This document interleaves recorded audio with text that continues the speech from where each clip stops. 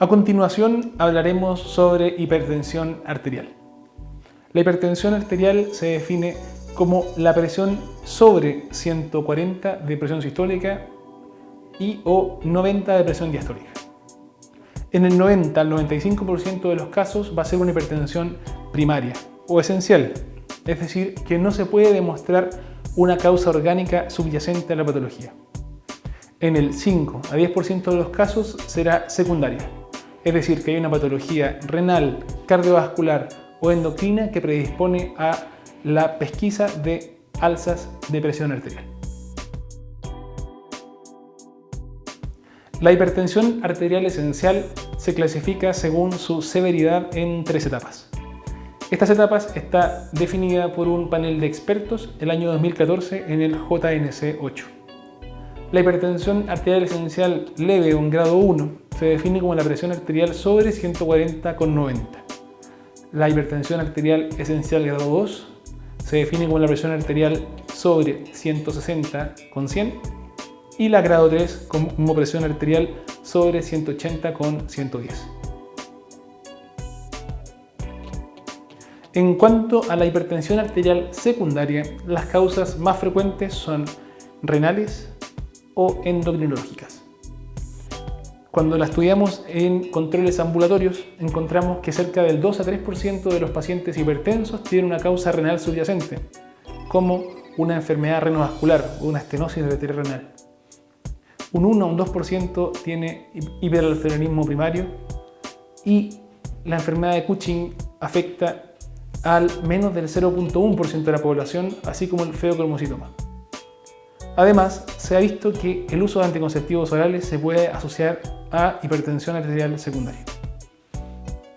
Dentro del estudio para el descarte de una hipertensión arterial secundaria, debemos evaluar las causas subyacentes. Así, debemos estudiar con función renal, creatinina y nitrógeno ureico, con una ecografía Doppler de las arterias renales o un angiotac de arterias renales para descartar la presencia de enfermedad renovascular, con medición de potasio en plasma y potasio en orina, además de la relación aldosterona-renina en plasma sanguíneo para descartar la presencia de un hiperaldosteronismo primario, y la medición de cortisol libre urinario para el descarte de un síndrome de Cushing.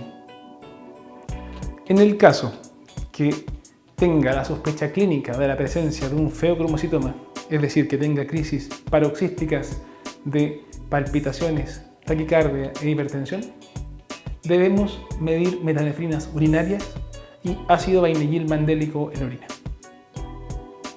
Otras causas de hipertensión arterial secundaria mucho menos frecuentes son la presencia de insuficiencia aórtica, la apnea e hipopnea obstructiva del sueño, el uso de cocaína y el hiper o hipotiroidismo.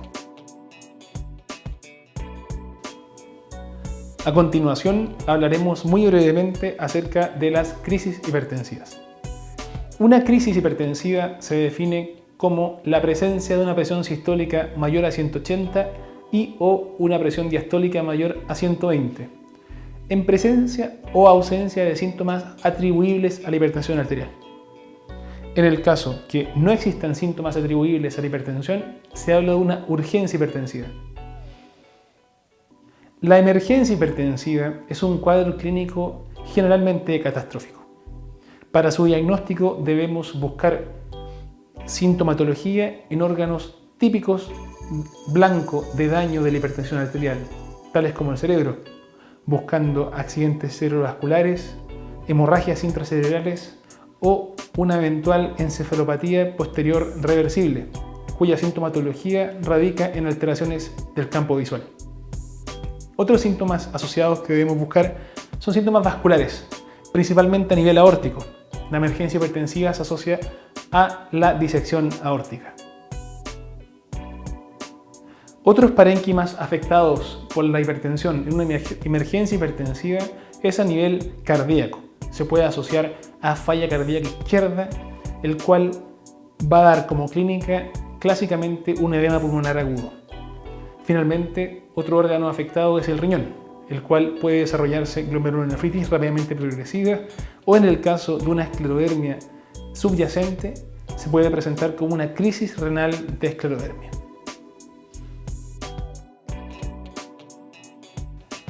En cuanto al manejo de esta patología, tenemos que considerar primero el criterio temporal. En caso de que haya una crisis hipertensiva sin síntomas asociados, es decir, una urgencia hipertensiva, tenemos desde 24 hasta 48 horas para volver a la presión arterial a su rango normal. Hay que recordar que la primera causa de una urgencia hipertensiva es la ausencia de tratamiento o la insuficiencia de tratamiento de una hipertensión arterial. Los fármacos preferidos son por vía oral y se pueden utilizar fármacos de vía media y corta, tales como el captopril y la hidrolazina. En el caso de estar al frente de una emergencia hipertensiva, el paciente debe ser inmediatamente hospitalizado en una unidad de paciente crítico, en donde podamos tener monitorización continua de su presión arterial mediante una línea arterial. Además, debemos tener medidas de soporte ventilatorio ante la eventualidad de una falla ventilatoria asociada a un edema pulmonar agudo. Los fármacos preferidos en estas instancias son los fármacos por vía endovenosa y en bomba de infusión continua, tales como vasodilatadores directos, como el nitroprusiato de sodio y la nitroglicerina, y fármacos bloqueadores beta-adrenérgicos como el labetalol. A continuación hablaremos pequeños detalles acerca del uso de bomba de infusión continua de nitroglicerina o labetalol. La nitroglicerina es un venodilatador directo. Su acción está principalmente centrada en el territorio venoso, disminuyendo el retorno venoso, bajando la precarga del ventrículo derecho y así disminuyendo el gasto cardíaco. Esto baja la presión por disminución de gasto cardíaco. Su uso principal está en contexto de afección cardíaca por la hipertensión, es decir, la presencia de edema pulmonar agudo. Su titulación parte desde las 40 gamma minutos y se puede llegar hasta 120.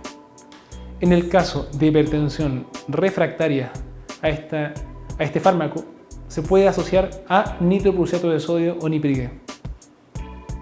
En el caso de afección de otros parénquimas distintos al cardíaco, tales como la presencia de una disección aórtica asociada a la emergencia hipertensiva, la presencia de alguna hemorragia intracerebral o PRES, o la presencia de patología renal asociada a la hipertensión, el fármaco de elección es el labetalol.